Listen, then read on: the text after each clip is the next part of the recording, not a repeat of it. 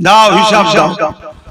বান্দা বলবে আল্লাহ আমি দুনিয়ায় এত অন্যায় এত পাপ করেছি, আল্লাহ আপনি আমাকে সবার সামনে অপমান না করে গোপনে গোপনে আমাকে জাহান্নামে দিয়ে দেন। আল্লাহ বলবে বান্দা লা তাখনাতু মির রাহমাতিল্লাহ, আমার রহমত থেকে নিরাশ হয়ো না, আমাকে দেখাও। আল্লাহ কুদরতি ভাবে তার আমলনামা দেখবে, সত্যি পুরো পাপ অন্যায়, একটা ভালো কাজ পাবে।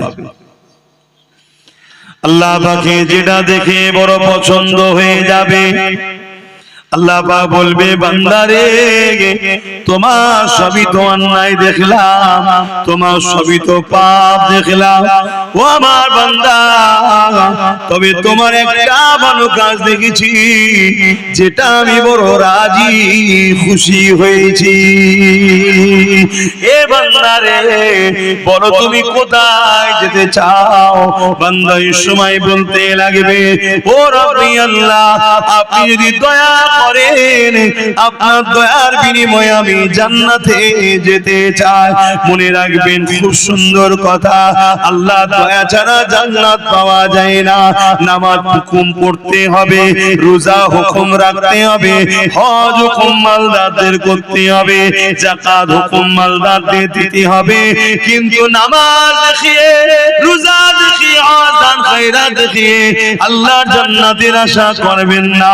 কেননা আমাকে যে আল্লাহ এই যে জমিনের উপরে খাওয়াচ্ছে, জমিনের উপরে বাঁচিয়ে রেখেছে, এই যে নিঃশ্বাস টানছি ছাড়ছি, এর ঋণ কখনো শোধ করতে পারবেন না। কিয়ামতের দিনে একটা বান্দাকে আল্লাহ উঠিয়ে জিজ্ঞাসা করবে বান্দারে বলো তুমি কোথায় যেতে চাও? ওই বান্দাকে আল্লাহ 500 বছর হায়াত দিয়েছিল দুনিয়ার জমিনে, ওই বান্দা বলতে লাগবে ও রব্বি আল্লাহ 480 বছরের বেশি ধরে দুনিয়ার জমিনে জ্ঞান বিবেক হওয়ার পর থেকে আপনাকে সিজদা দিয়ে দিয়ে পেট পিঠ পেদন করে কোমরকে ধনুক বানিয়ে দিয়েছি এবং রোজা রেখে রেখে পেট পিঠকে সমান করে দিয়েছে। ও রব্বি আল্লাহ জঙ্গলে পাহাড়ে গিয়ে নোনা পানির এলাকাতে ওই জায়গায় গিয়ে আমি আপনার ইবাদত করেছি 480 বছরের বেশি। আজকে দিনে আল্লাহ আপনার কাছে আমি জান্নাত যেতে চাই, জান্নাতে যাব। আল্লাহ পাক ওই সময় বলবে ওরে আমার ফেরেশতারে এই বান্দাকে আমার জাহান্নামটা একটু দেখিয়ে নিয়ে আসো। 500 বছর হায়াত, 480 বছর পিলাসে ইবাদত করেছে আল্লাহ, সেজদা দিয়ে দিয়ে নিজের পিঠকে ধনুকের ন্যায় করে ফেলেছে, রোজা রেখে রেখে পেট পিঠ সমান করে ফেলেছে, এত আল্লাহর ইবাদত বান্দেগি করেছে। লোকালয় ছেড়ে গিয়ে পাহাড় জঙ্গলে ছিল। সেই বান্দাকে আল্লাহ ফেরেশতা বলবে, আল্লাহ বলবে ফেরেশতা একে তোমার জাহান্নাম ঘুরিয়ে নিয়ে আসতে খেলে আসো। এ নওজওয়ানেরা আল্লাহর ফেরেশতারা তাকে নিয়ে যাবে। যেতে যেতে পথের মধ্যে এক জায়গাতে এমন সময় পিপাসা লেগে যাবে, কেননা জাহান্নামে তাপ আসতে লেগেছে, পিপাসা লেগে যাবে, এত পিপাসা লেগে যাবে। ওই সময় ফেরেশতাদেরকে বান্দা বলতে লাগবে ও আল্লাহ পাকের ফেরেশতারে আমাকে বড় পিপাসা লেগেছে, আমাকে পানি পান করো। ওই সময় ফেরেশতারা বলবে তোমরা দুনিয়ার বান্দা ছিলে, এখন পরকালে এসেছো, কোন জিনিস কি বিনিময় ছাড়া হয়? তোমাকে যে আমি পানি দেব এর বিনিময়ে তুমি কি দেবে? তোমার তো কিছুই নাই।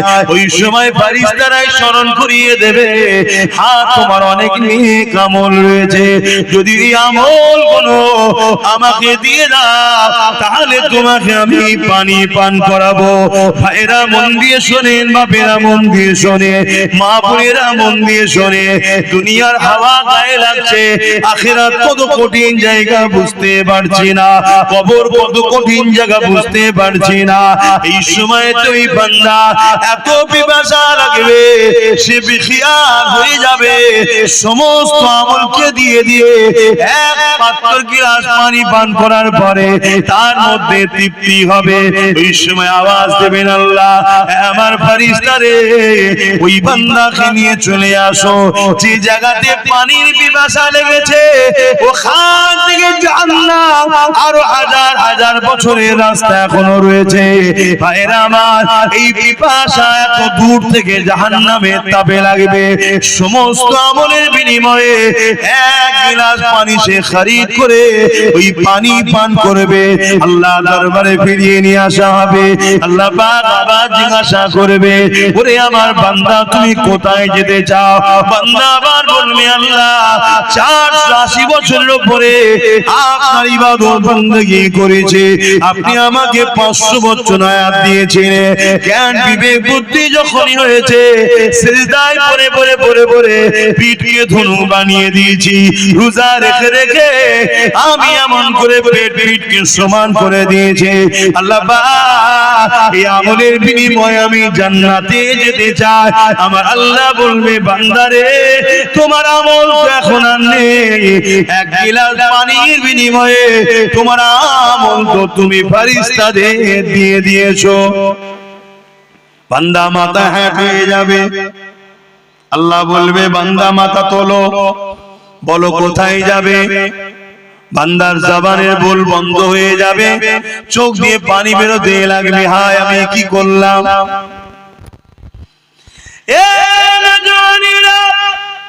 আল্লাহ ওই সময় বান্দাকে বলবে, ওরে আমার বান্দারে লজ্জিত হোস না, তুই দুনিয়ায় সত্যি কোনো খারাপ কাজ করিস না, কোনো পাপ কাজ করিস না, কোনো অন্যায় কাজ করিস না।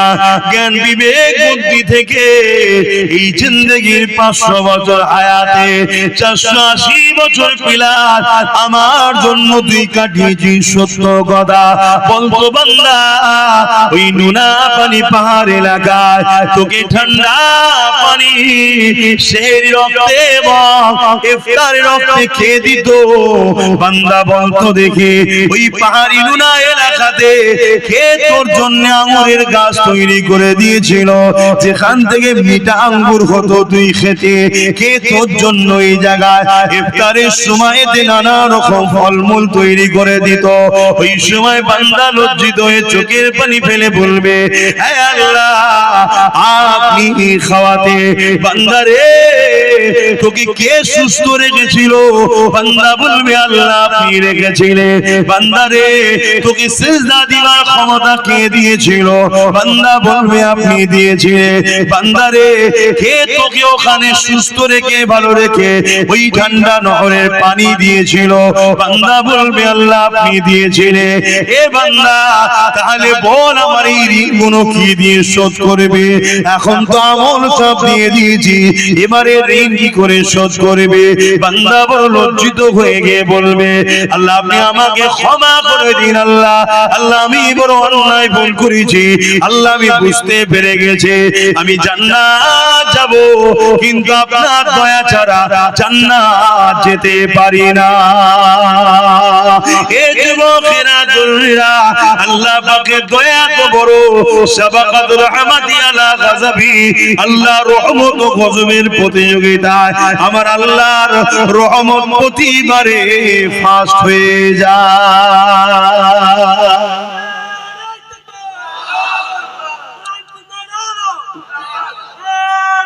আল্লাহ ভাই জানি না কেন ওয়াজ করতে আসি, কষ্ট হচ্ছে, ঘুম ঘুম লাগছে, কথা বুঝে আসছে, তারপরেও আল্লাহ যতটুকু বলাচ্ছে আপনাদের অসুবিধা হচ্ছে না তো? খুব কষ্ট লাগছে কথা বলতে। তো যাই হোক ভাই, তাহলে ভাবুন আল্লাহ রহমত ছাড়া নাজাত পাওয়া যাবে না। আর সূরা আম্বিয়ার মধ্যে আল্লাহ বলছেন, ওমা আরসালনাকা ইল্লা রাহমাতাল লিল আলামিন, আমার নবীকে আল্লাহ আল্লাহর রহমত দয়া করেছে। জোরে বলুন সুবহানাল্লাহ। তো ভাই সেই আল্লাহর উপরে মহব্বত, নবীর উপরে মহব্বত, আল্লাহর সৃষ্টিকে ভালোবাসুন, তবে আল্লাহর রহমত পাবেন। যে কথা বলছিলাম, ওই যুবকটা, ওই বান্দাকেও আল্লাহ সেদিন নাজাত দেবে। জোরে বলুন সুবহানাল্লাহ। তো যে কথা বলছিলাম, ওই যুবকটাকে আল্লাহ পাক বলবে, বান্দা যা, আমি তোকে আমার রহমতের বিনিময়ে জান্নাত দিলাম। জোরে বলুন সুবহানাল্লাহ। কাশ ওই যুবক যদি আমি হই, কত সুন্দর হবে। কি হবে আল্লাহ জানে। এত পাপ থাকার পরও আল্লাহ তাকে নাজাত দিচ্ছে কেন? তার একটা কাজ আল্লাহর বড় পছন্দ হয়েছে। কি কাজ ছিল? প্রচন্ড গরমের সময় এক পশু রোদে বাঁধা ছিল, তাকে ছায়ায় বেঁধে পানি পান করিয়েছিল। আল্লাহ দেখে বড় ভালো লেগেছে, জোরে বলুন সুবহানাল্লাহ। তুই আমার সৃষ্টির উপরে দয়া করেছিস, যখন আমার সৃষ্টি বিপদে ছিল, আজ আমি আল্লাহ তোর উপরে দয়া করব, এখন তুই বিপদে আছিস, জোরে বলুন সুবহানাল্লাহ। আজ যদি আমরা আল্লাহর শ্রেষ্ঠ সৃষ্টি মানুষকে যদি বিপদ মুক্ত করি, মানুষের উপরে জুলুম হচ্ছে যদি জুলুম থেকে মুক্ত করি, মানুষের উপরে মিথ্যা মামলা হচ্ছে তার হাত থেকে মানুষকে যদি বাঁচায়, মানুষ নেশায় আসক্ত হয়ে ধ্বংসের দিকে যাচ্ছে তার হাত থেকে যদি আমরা মানুষকে বাঁচাই, মানুষকে যদি খুন রেপ অশান্তির হাত থেকে মানুষকে যদি বাঁচায়, বা ক্ষুধার্ত মানুষের মুখে যদি খাবার তোলার ব্যবস্থা করি, এর থেকে মহান পুণ্যের কাজ আর কি হতে পারে? কথা বুঝছেন তো নাকি? অতএব এই কাজ অনেক নেকির কাজ, পুণ্যের কাজ, এই কাজ আপনারা করুন। মনে রাখবেন, একদিকে যেমন আল্লাহর সৃষ্টিকে বাঁচানো, আল্লাহ সৃষ্টির উপরে দয়া দেখানো, আল্লাহ আপনার উপরে দয়া দেখাবে, অপর দিকে আল্লাহর পেয়ারা নবী নূর নবীর মেহনতের কষ্টের ইসলাম আজ জালিমদের কাছে বড় খতরা, বড় জালিমদের আঘাতের শিকার হচ্ছে। যেমন আমার দেশের কেন্দ্র সরকার ওয়াকফ কালা কানুন তৈরি করে আমার ইসলামকে মিটাতে চাইছে, নিশ্চয়ই আমরা এ বিষয়ে খবর রাখি না? এটা আওয়াজ দিয়ে বলুন। আজকে 2025 এখনো চলছে, এবছরে একটা আইন তৈরি করেছে ওয়াকফ কালা কানুন, সংবিধান বিরোধী, ইসলাম বিরোধী। এই আইনকে মানি না শুধু বললে হবে না, এই আইনকে বন্ধ করিয়ে মসজিদ মাদ্রাসা ইসলামের সম্পদকে বাঁচাবার জন্য জান মাল উৎসর্গ যদি আমরা করতে পারি, এর বিনিময়ে হাসতে হাসতে আল্লাহর নাজাত জান্নাত পাওয়া যাবে, জোরে বলুন সুবহান। আরে মরণ তো একদিন হবে। কবে হবে? যেদিন লিখা আছে সেদিনই হবে। ঘরের মধ্যে দৌড় দিয়ে বসে থাকলো, মরণ সেদিনই হবে। আর বাইরে বেরিয়ে খালিদ বিন ওলীদের মতো 125টা লড়াইয়ের ময়দানে গিয়ে পুরো শরীরে ক্ষত বিক্ষত করেছে, তারপরও শহীদ হয়নি, বিছানায় শুয়ে মরণের দিনেই ইন্তেকাল করেছে, জোরে বলুন সুবহানাল্লাহ। কিন্তু আজ এসআইআর এর ভয়ে ওয়াকফ আন্দোলনটাই ভুলে গেছে। বন্ধ হয়েছে না? এসব তো পরিকল্পনা। ওয়াকফ আন্দোলন হলো পৃথিবী ব্যাপী আন্দোলন, ইন্টারন্যাশনাল আন্দোলন। এসআইআরটা যদি রাষ্ট্রীয়ভাবে করে, এর আগেও হয়েছে, এখনো হবে। নাম সংযোজন, নাম সংশোধন।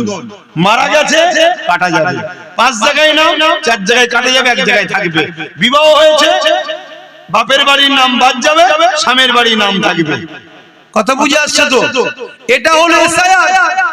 এর বাইরে গিয়ে যদি বলো যে কাউকে ইচ্ছা করে নাম বাদ দেবে, অর্থাৎ মুসলমানকে তো টার্গেট করছে, শুনছি, ঠিক তো নাকি?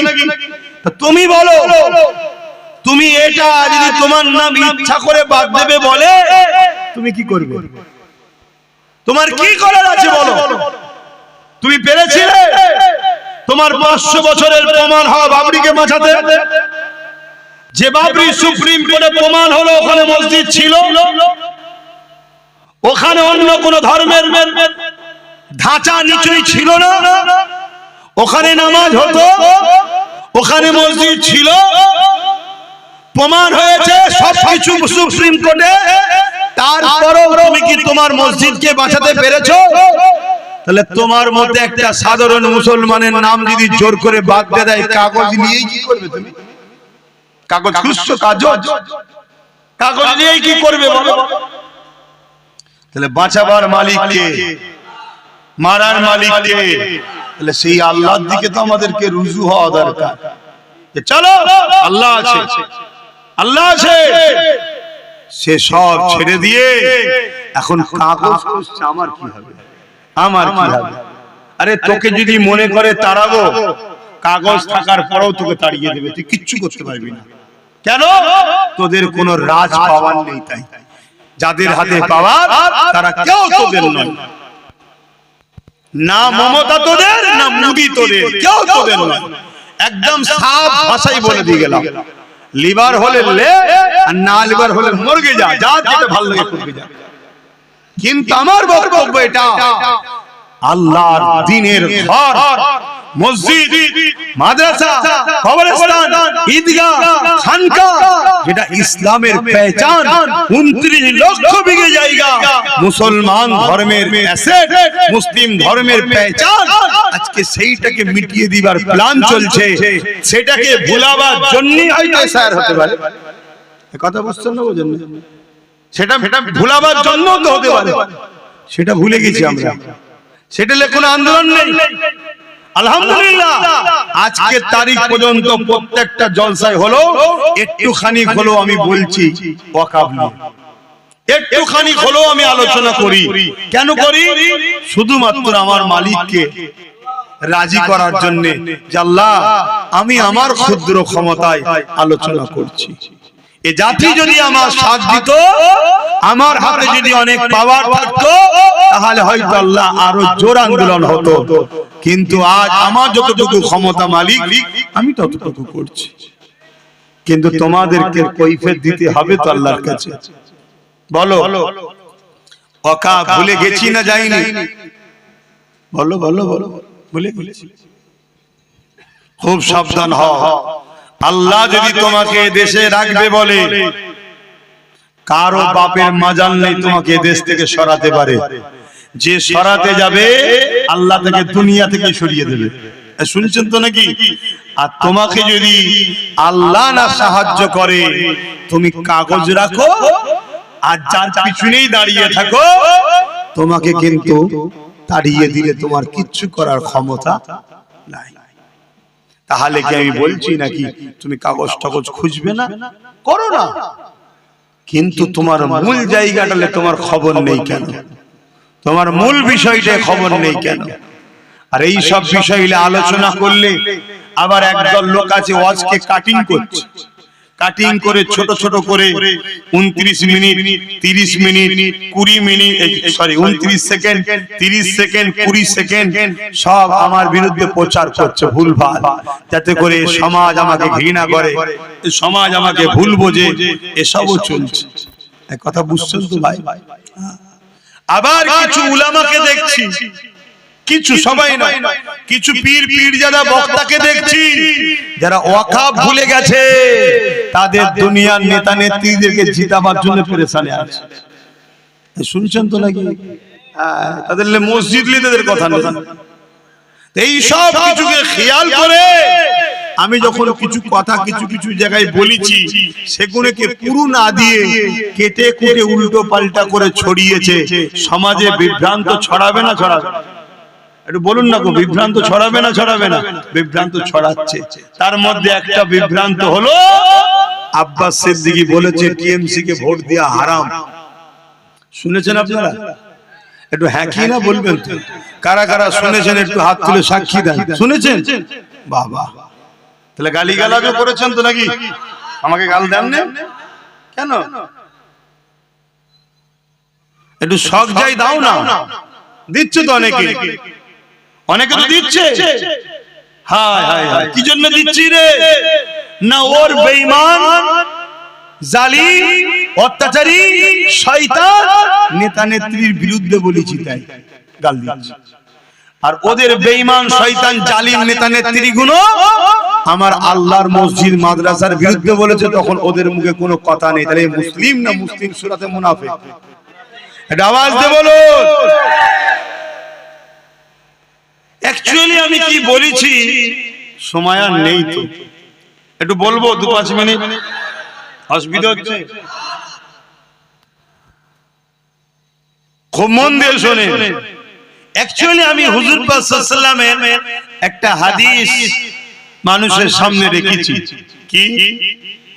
অন্যায় দেখলে হাত দিয়ে রোখো, আমার নবী বলছেন। কি দিয়ে রোখো? হাত দিয়ে। যদি হাত দিয়ে রুখতে না পারো, মুখ দিয়ে প্রতিবাদ করো। মুখ দিয়ে যদি প্রতিবাদ করতে না পারো, অন্তর থেকে ঘৃণা করো। এই অন্তর থেকে ঘৃণা করার কথা বলে আল্লাহ নবী বলেছে এটা হলো একেবারে দুর্বল ঈমান। কোনটা? অন্তর থেকে ঘৃণা করা, এটা হলো কি? দুর্বল ঈমান। মজবুত এক নম্বর ঈমান কোনটা? হাত দিয়ে প্রতিবাদ করা, হাত দিয়ে রুখা অন্যায়কে। দ্বিতীয় নম্বর ঈমান কোনটা? মুখ দিয়ে প্রতিবাদ করা। দুর্বল ঈমান কোনটা? অন্তর থেকে ঘৃণা করা। যদি অন্তর থেকেও ঘৃণা না করতে পারে, তারপরে আর কোনো ঈমানের স্তর নেই। শুনছেন? এটা বলে আমি বলেছি কেন্দ্রের জালিম সরকার সংখ্যা গরিষ্ঠতা দেখিয়ে ওয়াকফ কালা কানুন তৈরি করেছে। মসজিদ, মাদ্রাসা, কবরস্থান, ঈদগাহ, খানকা এগুলোকে প্রমোটিং করে বড় বড় কর্পোরেটদের হাতে তুলে দেবে, বিক্রি করে দেবে। এটা যে কেন্দ্র সরকার করতে চাইছে, এটা নাই না অন্যায়? এটা আওয়াজ দিয়ে বলবেন সবাই, অন্যায়। রাসূল কি বললেন? অন্যায় দেখলে হাত দিয়ে রোখো। এই অন্যায়কে রুখার জন্য হাত দিয়ে রুখতে হবে না? হবে না? ধরুন কোন মুসলমান হাত দিয়ে রুখতে পারলো না, দুর্বল, তাহলে মুখ দিয়ে প্রতিবাদ করতে হবে। ধরুন মুখ দিয়েও প্রতিবাদ করতে পারলো না, দুর্বল, তাহলে অন্তর থেকে ঘৃণা তো করতে হবে। তা না করে যদি কোন মুসলমান এই কেন্দ্রের জালিম সরকারকে ভোট দেয়, তার কি ঈমান থাকবে? আমি এটা বলেছি প্রথমে, বলে দ্বিতীয় বলেছি কি এই মসজিদ মাদ্রাসার জন্য আন্দোলন করব কেন্দ্র সরকারের বিরুদ্ধে। কার বিরুদ্ধে? জোরে বলুন। কারণ আইনটা ও করেছে, ওর বিরুদ্ধে আন্দোলন করব। আর রাজ্য সরকার যদি বলে যে ওর বিরুদ্ধে আন্দোলন আমার রাজ্যে করা যাবে না, কেন আমার দাদা হয়, দিল্লি চলে যাও, এখানে আন্দোলন করলে সব থেকে বড় দুশমন আমি হব। তাহলে এ মসজিদ মাদ্রাসার দুশমন না দুশমন নয়? এই জোরে বলে। তাহলে মসজিদ ভাঙবে ও, এ বলবে রুখতে পারবি না। কথা বুঝছেন তো নাকি? যদি রুখতে যাস, সব থেকে বড় দুশমন আমি তোর হব। তাহলে আমার মসজিদের দুশমনের বিরুদ্ধে লড়বো, দুশমন এ হচ্ছে আমার। তাহলে এ মসজিদের বন্ধু না দুশমন? মসজিদের যে দুশমন হয় তাকে মানে না, আলাদা কথা। অনেক অন্য ধর্মের ভাই মসজিদ মানে না, কিন্তু মসজিদের দুশমন নয়। শুনছেন না? শোনেন না? ইসলাম মানে না, কিন্তু ইসলামের বিরুদ্ধেও বলে না। মানুষ হিসাবে একে অপরে মিশবে, কারবার করবে, রাজনীতি করবে, সব করবে, মানুষে মানুষে মিশা যায়। কিন্তু তুমি মানো না, শুধু তা নয়, তুমি আমাদের ট্যাক্সের পয়সায় দীঘায় মন্দির করতে পারো, আর আমার মসজিদের জন্য লড়তে গেলে তুমি বলবে দিল্লি চলে যাও। তাহলে অন্যায় করছে না নাই করছে? এর বিরুদ্ধে হাত দিয়ে লড়া দরকার আছে না নাই? যদি হাতে না পারো, মুখ দিয়ে প্রতিবাদের দরকার আছে না নাই? যদি মুখ দিয়ে না পারো, অন্তর থেকে ঘৃণার দরকার আছে না নাই? তা না করে যদি কেউ একে ভোট দেয়, তার ঈমান আছে? আমি এটাই বলেছি। কেন একে ভোট দিচ্ছ তুমি? এ শক্তিশালী হয়ে ও মসজিদ ভাঙবে, এ আমাদেরকে বেড়া দেবে, আন্দোলন করা যাবে না। শুনছেন না? আরো কথা বলেছি। কি বলেছি? কি বলেছি?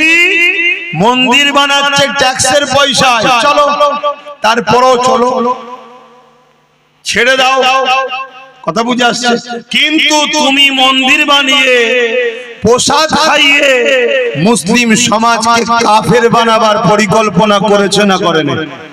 রেশনের মধ্যে দিয়ে প্রসাদ পাঠিয়েছে না পাঠায়নি? বুকে হাত দিয়ে বলুন, প্রসাদ খেলে ঈমান থাকে? জোরে বলো, ঈমান থাকে। তাহলে তুমি এক মন্দির করলে রাজকোষের টাকা, এটা যেমন অন্যায়, তারপরেও চলো সম্প্রীতির স্বার্থে, বৃহৎ স্বার্থে চুপ করে গেলাম। কিন্তু তুমি প্রসাদ খাইয়ে মুসলিম সমাজের ঈমানকে লুটতে চেয়েছো, আমাদের বেঈমান বানাতে চেয়েছো, এটা নাই না অন্যায়? তাহলে এই অন্যায়ের বিরুদ্ধে হাত দিয়ে রুখা দরকার আছে না না? মুখ দিয়ে প্রতিবাদের দরকার আছে না না? অন্তর দিয়ে ঘৃণার দরকার আছে না না? তা না করে একে আবার ভোট দিয়ে শক্তিশালী করছো, যাতে করে আরো কিছু হারাম খাইয়ে মুসলমানদেরকে কাফের বানায়। অতএব এই কাফেরের যে শাস্তি হবে সেটাও কাফের হবে। কথা বুঝছেন না? বোঝেন না? তুই রাজনীতি করছিস করকে যা বাবা, মানুষের রুজি রুটি কারবার ব্যবসা বাণিজ্যের কথা বলবি। আমি আসবো হুজুর মানুষ জলসা করবো চলে যাব। তুই রাজনীতির নামে যদি আমাদের ঈমান লুটতে চাস, তাহলে আমার কি দায়িত্ব নয় জাতিকে জাগানো? কথা বলছে না তো? এজন্য আমি বলেছি। কিন্তু এসব কথা বলার পরে আর একটা কথা বলেছি, শুনবেন না? এ বলেছিল কোরআন শেষ হয়ে যাবে, আমার উন্নতি শেষ হবে না। এ কথাটা মানেন? নাই না অন্যায়? এ কথাটা বলেছে নাই না অন্যায়? ওর উন্নতি শেষ হবে, ওর উন্নতি শেষ হবে না হবে না? আমার কোরআন শেষ হয়ে যাবে, দুদিন পরে কোন জাহান্নামে ঢুকে যাবে কোনো ঠিক আছে? ও বলছে আমার কোরআন শেষ হয়ে যাবে। এ কথা বুঝছেন না? এই বিষয়ে মোল্লা মুলি সাহেবদের কথা আছে। ওজন আমি আব্বাস সিদ্দিকী যখন বিরোধী করি, আমার বিরুদ্ধে বলার জন্য অনেক মুলি সাহেব বাজারে আছেন না না? হ্যাঁ, এদের ভাড়া করা দালাল, এদের ভাড়া করা দালাল। চিনে রাখো, হতভাগা আকবর এরকম মুলি সাহেবকে পয়সা দিয়ে দালাল তৈরি করেছিল, যাদের দ্বারা দ্বীনে ইলাহি কোরআনের বিরুদ্ধে কিতাব লিখেছিল। শুনছেন? হ্যাঁ, দ্বীনের স্বার্থে বলে যাচ্ছি। এতে যদি আব্বাস সিদ্দিকীর কপালে খোদা যা লিখে রেখেছে আমি সেটা মানতে রাজি। কথা বুঝে আসছে না? নাই? হ্যাঁ, দ্বীনের জন্য বলতে হবে না হবে না? আমার বাপেরা কি বলছেন, বলতে হবে না হবে না? হ্যাঁ, তোমার পেট দেখছ আব্বা, আমার মায়েরা মদের টাকা খুব লিচ্ছ। হ্যাঁ, মদ বিক্রি করার টাকা দিচ্ছে বাড়ি বাড়ি, ওই টাকায় তুমি ছেলেকে খাওয়াচ্ছ। মনে রেখে দিও, তোমার ছেলে এত বিষপুরা হবে, একটু বড় হতে দাও না, চুলের মুঠি ধরে পিটবে। তুমি কত তাবিজ করবে মা? কোন তাবিজ কাজে লাগবে না। কেন? গোড়াই গন্ডগোল করে ফেলেছে। শুনছেন তো নাকি? না গায়ে লাগছে সব? এখনো সময় আছে, তওবা করো। এবারে এসব বলার পরে একটা কথা বলেছি, কি যদি কেউ বলো যে এ মিস করে বলে ফেলেছে, এটা স্লিপ হয়ে গেছে, শুনছেন তো নাকি? এটা ভুল করে বলে ফেলেছে, যদি কেউ বলে, শুনছেন তো নাকি? আমি তখন এটাও বলেছি, তাহলে একে ক্ষমা চাইতে বলো, একে বলো যে আমার ওটা বলা ভুল হয়েছে, তোমরা আন্দোলন করো, কিন্তু রাস্তা বন্ধ করো না। কেন? আমার বাংলায় যাতে মানুষ চলতে পারে। হ্যাঁ, বলার অধিকার আছে, তার রাজ্য সে দেখবে না, সে দায়িত্ব আছে। কিন্তু দিল্লি চলে যাও বললি তুই, মানে দাদাগিরি দিচ্ছি, মস্তান হয়ে গেছি, না ক্ষমতা খুব। হ্যাঁ, শোন, এখানে অনেকে ছিল, আমরা সরে যেতে না, রাস্তার কুকুরও তাকে চিনতে পারেনি। আর এক কথা ভুল বলছি? বিগত দিন অনেকে বলেছিল অনেক কিছু, আমরা যেই পাশ থেকে সরে গেছি মুচুট খেয়ে গুজুরে পড়ে গেছে, গার্ডও চলে গেছে, আর রাস্তায় গেলে কোনো কুকুরও দেখেনি যে আমাদের মুখ্যমন্ত্রী এসছে রে, কেউ বলেনি। কথা ভুল বলছি?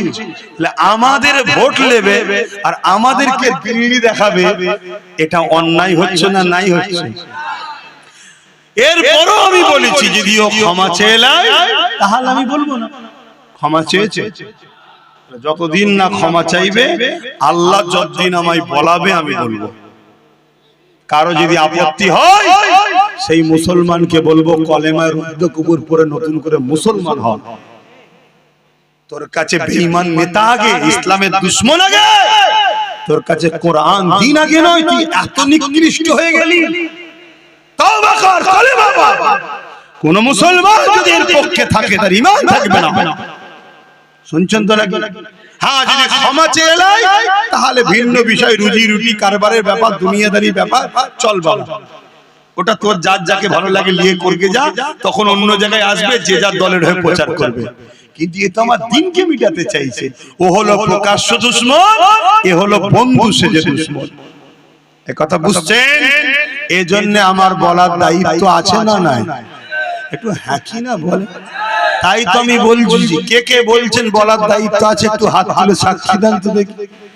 আল্লাহকে দেখে লম্বা করে হাত তোলে। আশপাশে দেখেন কেউ হাত তুলতে বাকি আছে কি? দেখেন দেখেন কেউ বাকি আছে কি? লম্বা করে কেউ বাকি নেই তো? যদি কেউ বাকি থাকে তাকে শুধু চিনে রাখবেন, তার সাথে বিরোধী করবেন না, তাকে চিনে রাখবেন শুধু যে আমাদের কোরআনের পক্ষে নয়, ব্যাস মিটে গেল। কথা বুঝে আসছে না? না তো ভাইরা আমার, এইটাকে আবার কাটিং করেছে একদল মুনাফিক।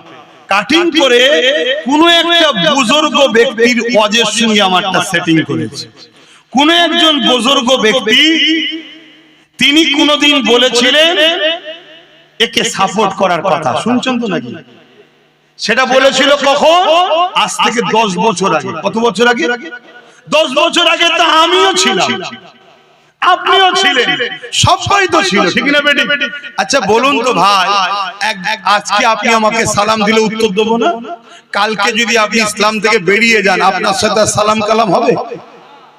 10 বছর আগে বলেছিল নাকি দিল্লি চলে যাও? 10 বছর আগে ওই দুর্গাপুরে বোলডোজার দিয়ে মাদ্রাসা ভেঙেছিল।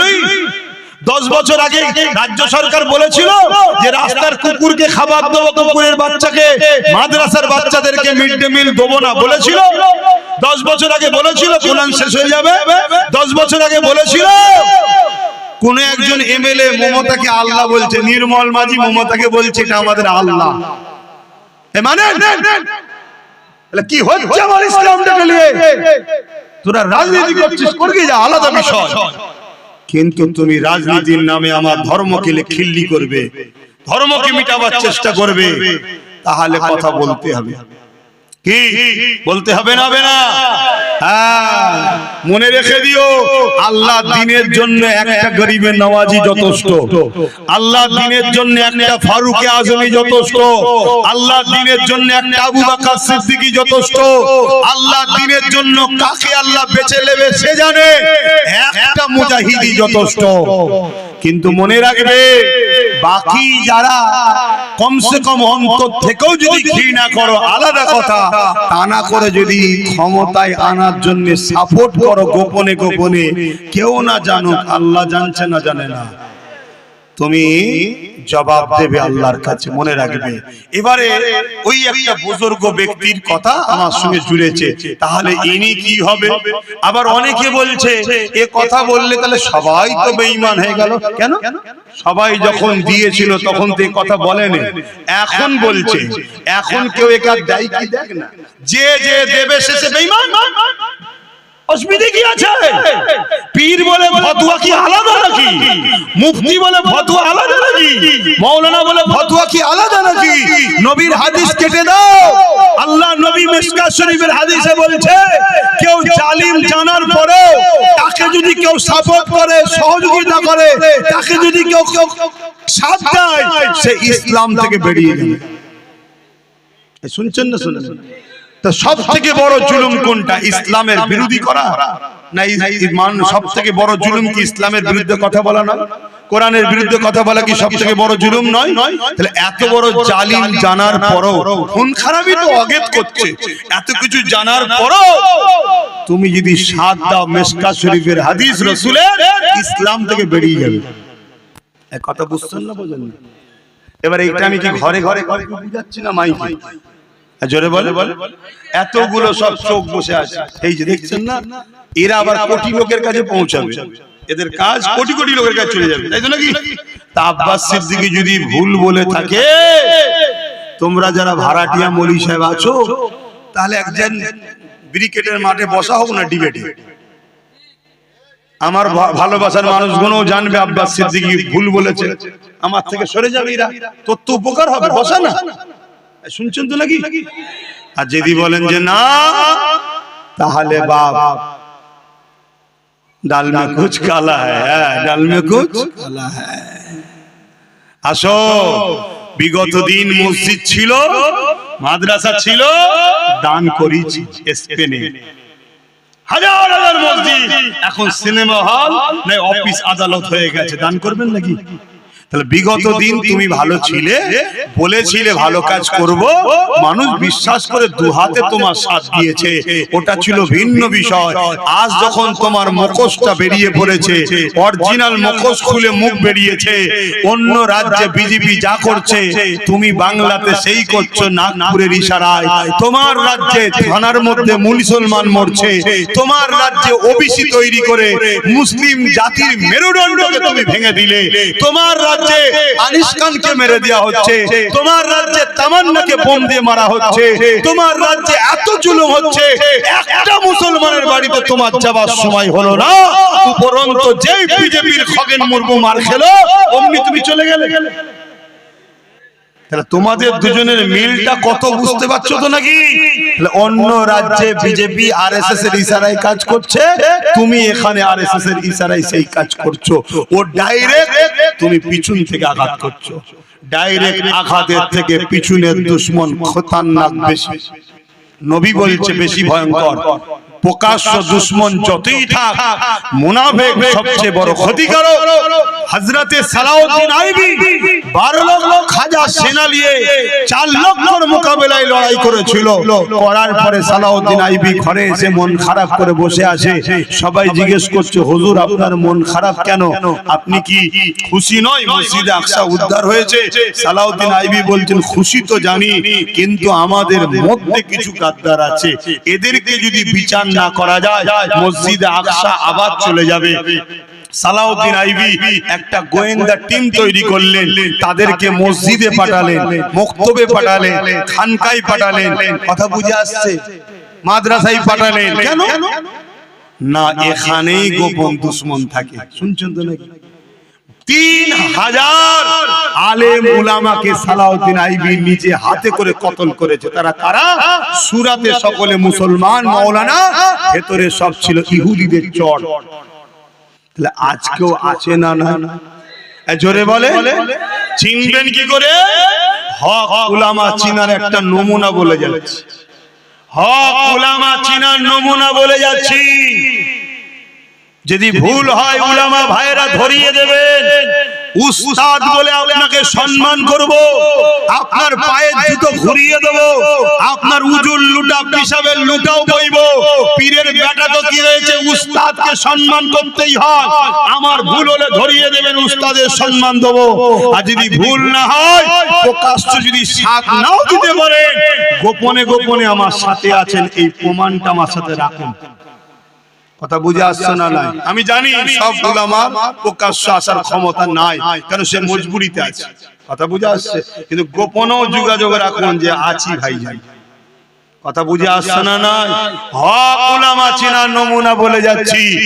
হক উলামা কোন দিনের জন্য সময়ের জালিম শাসকের সঙ্গে সম্পর্ক রাখবে না। কি বললাম?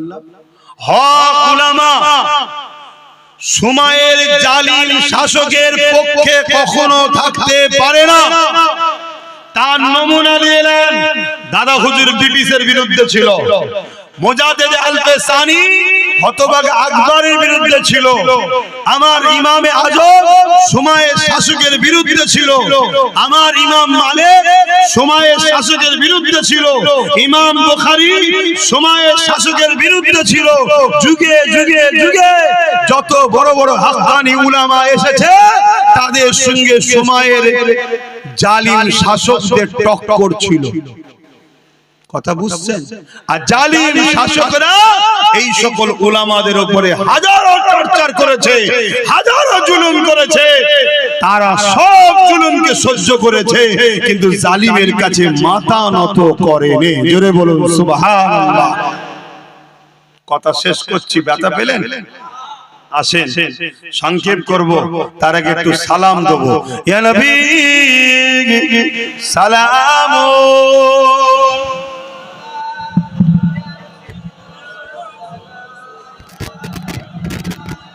বাবা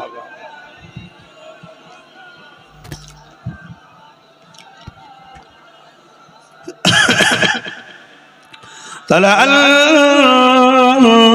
বদর আলাইনা من سنيات الوداع وجب الشكر علينا ما دعا لله أعدائي يا نبي سلام يا رسول يا حبيب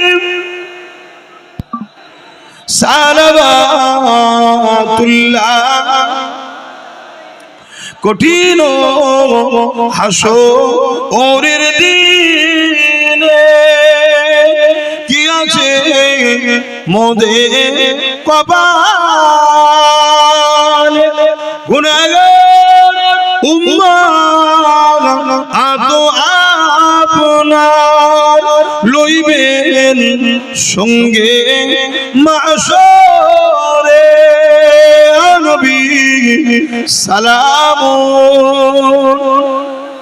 ইয়া রাসূল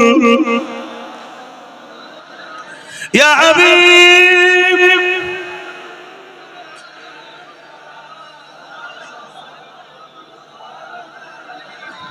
সকলে বসুন বালাগাল উলা বিকামালিহি কাসাবাত দুজা বিজামালিহি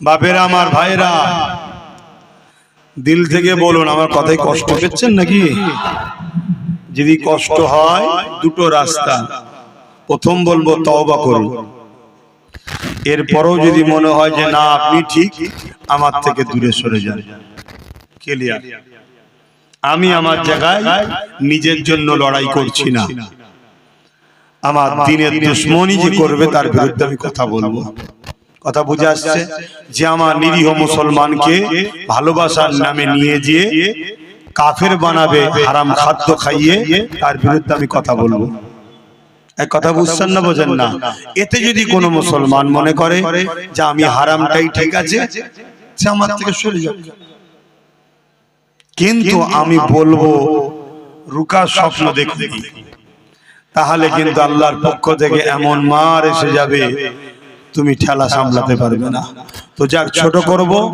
নবীর ঘর মাদ্রাসা ছেলেরা যাচ্ছে যার যা খুশি দেন এবং কেউ যদি বড় কিছু দিবার নিয়ত করে এসে থাকেন প্রতি বছরে হয় তাহলে আমার হাতে দেবেন বা ওয়াদা যদি কেউ কিছু করেন তাহলে নাম বলুন লিখে নেবে আর ছেলেরা যাচ্ছে যার যা খুশি একটু শরীক হন যার যা খুশি একটু শরীক হন আর সকলে তেলাওয়াত করেন একটু ছোট করে দোয়া করব দোয়া বাদ নামাজ হবে নামাজের পর আবার মাহফিল চলবে আরো উলামা হযরতরা আছেন তিনারা সব আসবে আলোচনা করবে ছেলেরা গেছে একটু দাও পকেটে হাত দাও যার যা খুশি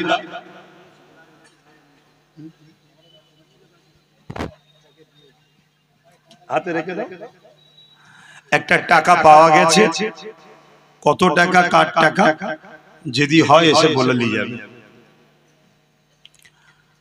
তাড়াতাড়ি দেন আর আমার উলামা ভাইদেরকে বলবো বসিরহাটের বড় মাওলানা আল্লামা রুহুল আমিন শাহ রাহমাতুল্লাহ আলাইহি ফতোয়ার কিতাবের মধ্যে লিখেছে ফুটবল খেলা দেখতে গিয়ে কেউ যদি হাততালি মারে শুনছেন তো নাকি ফুটবল খেলা দেখতে কেউ যদি হাততালি মারে তার বিবি তালাক হয়ে যাবে শুনছেন তো নাকি আরে শুনছেন তো শুনছেন না আচ্ছা বলুন এই সমাজে কত লোক ফুটবল খেলা দেখতে তালি মারে বলেন তাহলে কি হবে হ্যাঁ যে ব্যক্তি জানে না সে যদি হাততালি দেয় তার বিবি তালাক করবে না মাসলাটা জানার পরে যদি হাততালি দেয় তালাক হয়ে যাবে কথা কিছু বুঝা মুহাম্মাদুর রাসূলুল্লাহ হাসবি রাব্বি জাল্লাল্লাহ মা ফি কলবি খায়রুল্লাহ নূর মুহাম্মদ সাল্লাল্লাহ আলা ইলাহা ইল্লাল্লাহ লা ইলাহা